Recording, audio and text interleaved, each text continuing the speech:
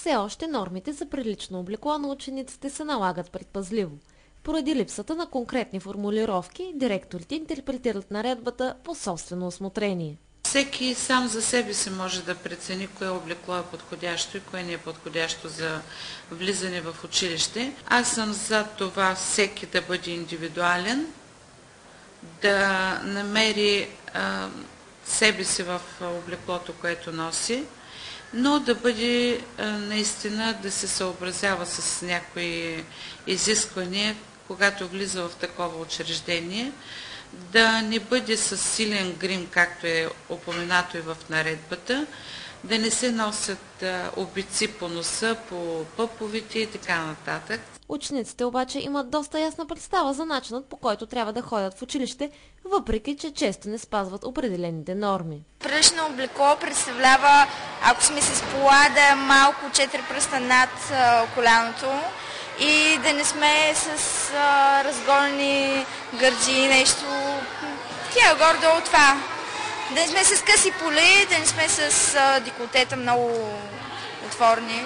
Това е. Спазва ли се това от учениците? Ами, да ви кажа да, обаче понякога и не.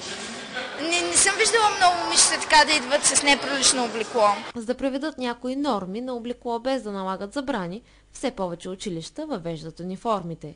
Но и тук родителите срещат проблеми. С големия ми син се налага да поръчаме още една риза, които ще бъдат готови след известно време. Няма все още от по-дебелите панталони. Разбрах, че има някакъв проблем с плата. Едно от предимствата на униформите е децата да се чувстват наравно, без да се изтъква социалният им статус. Но един подобен комплект излиза доста скъпо за родителите, а на учениците са им необходими поне два.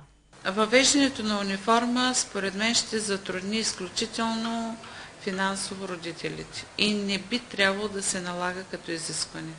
Докато приличното облекло на учениците остава неразрешим проблем за училищата, друг лош навик на подрастващите вълнува учители и директори. Прави впечатление, че носят много дамски чанти ученичките, не идват с ученически чанти в училище, ами с едно малко чанте, което си носят само гримовите. За съжаление, българските ученици като че ли все още не осъзнават ролята на училището и значението на това място. Бързайки да пораснат, мълчуганите пропускат доста важни стъпки от развитието си.